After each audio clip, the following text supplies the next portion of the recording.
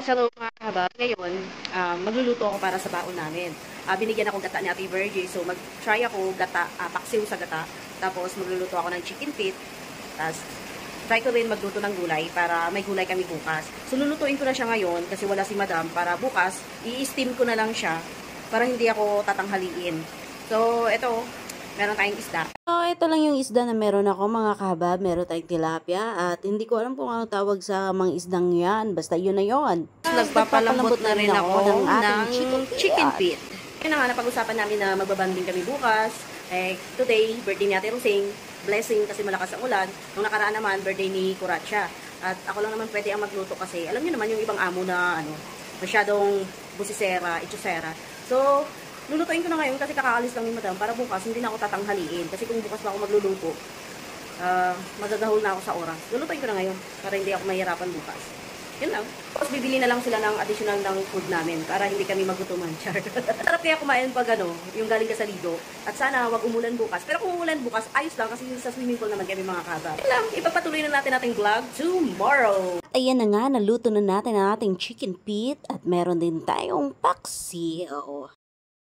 Hello mga kabab, good morning sa inyo. Ngayon ay Sunday at day off ko nga at sabi ko nga kahapon, magluluto ako para sa aming baon, para sa aming outing for today. Actually, tapos na ako mag-prepared.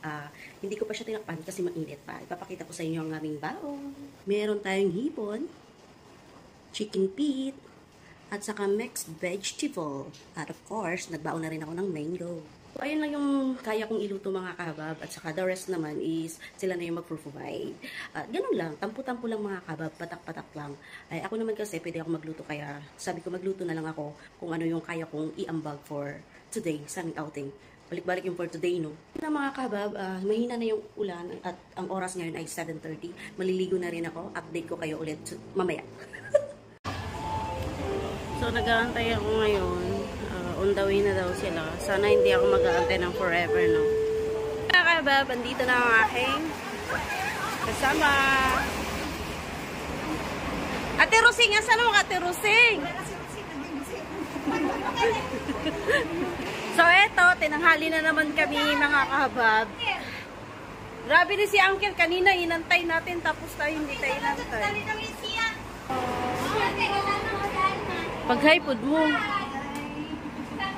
Kilala namin yan, kapatid mo, si In-In. Hoy, animal!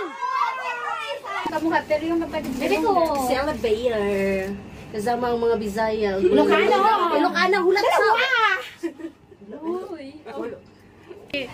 Makahuya mo ni. Makahuya. Grabe ang ingay nila.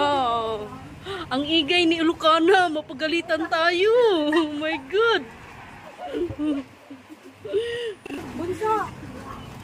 Uy, may iya din naman ka. Te, asa gito, te. Nakalimutan.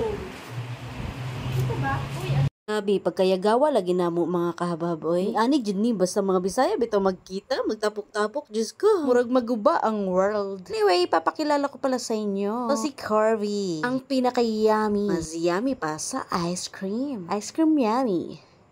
Ice cream good. Ito na nga, medyo naligaw-ligaw kami. Paano ba naman kasi hindi kami maligaw-ligaw mga kabab? Ang daming kalikalye. Pero syempre, ang ending, natagpuan namin ang mahiwagang fool.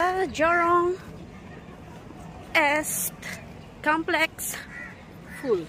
Siniswerte niya naman Wala kaming entrance mga kabab dahil anniversary daw. Kaya walang entrance for free. Sa muka.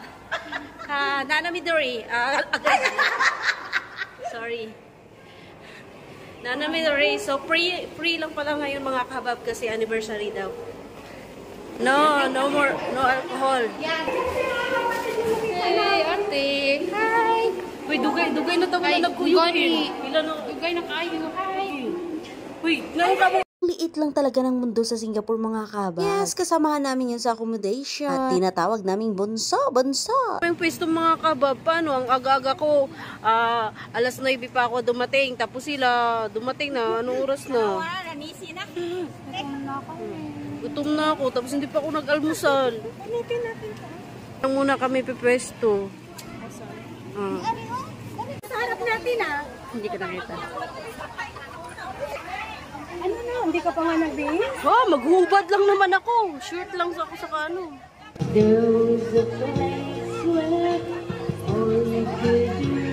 Singeress sa Ate Rosé.